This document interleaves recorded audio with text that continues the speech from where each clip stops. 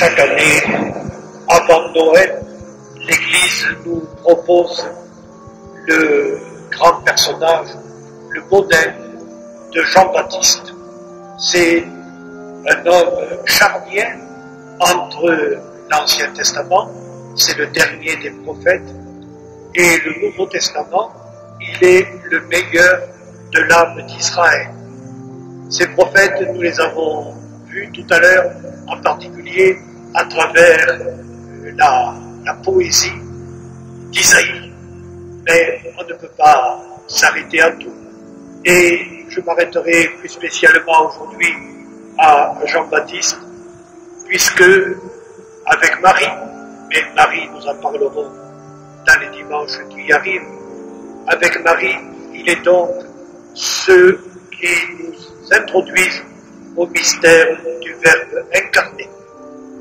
Il est dans la ligne des prophètes de l'Ancien Testament, il dit et il redit ce qu'ont dit les prophètes et il fait des gestes nouveaux, en particulier le baptême de repentir qu'il propose à son peuple. C'est une grande figure, celle de Jean-Baptiste. C'est le plus grand des enfants des hommes, dira de lui Jésus-Christ.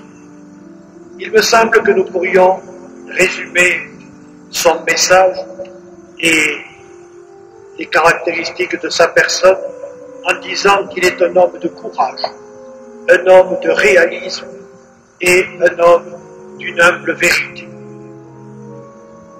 Il est d'abord un homme de courage.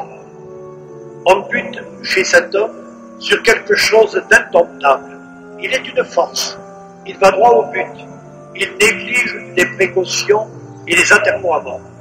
Et à chaque fois, nous pourrions dire, il fait mouche. On le voit invectiver violemment les pharisiens et les sadducéens qu'il appelle engeance de vipères. Il les attaque de front, alors qu'il s'agit pourtant des gens bien de l'époque, qui ont pour eux la considération et souvent la puissance, peut-être même un peu de vertu. Il ne faut pas être excessif, peut-être Jean-Baptiste est un peu excessif. Mais cela lui importe peu d'avoir devant lui des puissants considérables.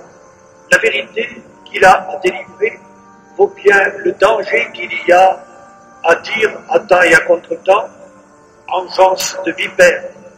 Faites donc de dignes fruits de pénitence. Jean-Baptiste bouscule la bonne conscience de trop de gens de son époque et de la nôtre. Vous dites, nous avons pour père Abraham, mais je vous le dis, de ces pierres-ci, Dieu peut faire des fils à Abraham. Pour Jean-Baptiste, la parole de Dieu dont il a la charge a tous les droits, même et surtout celui de déranger les tranquillités équivoques. Dans l'histoire de l'Église, frères, si nous quittons maintenant le passé, nous pourrions dire aussi qu'il y a eu, et fort heureusement, et il y a encore des dérangeurs, comme Jean-Baptiste. Certes, il y a aussi des chrétiens installés, comme les pharisiens, à qui manque le courage de se renouveler, de changer d'esprit. Mais lui, Jean-Baptiste, nous dit de regarder le monde en face et dans sa complexité, il nous dit d'avoir le courage de prendre devant les autres nos engagements, même des engagements sociaux et politiques, de ne pas refuser d'exiger, de répondre aux exigences de notre époque et de ce renoncement et de cet absolu qu'implique la conduite que nous avons à avoir. Que l'on ne dise pas que tout cela est théorique ou impossible, il y a des hommes aujourd'hui qui ont eu un tel courage et qui ont su retrouver le ton de Jean-Baptiste pour dire la vérité à temps et à contre-temps, contre toutes les hypocrisies et tous les conformismes. C'est donc un homme de courage. Je dirais aussi que c'est l'homme d'un réalisme exigeant. Après le courage, ce qui frappe chez lui, c'est son réalisme, le sens de son jugement.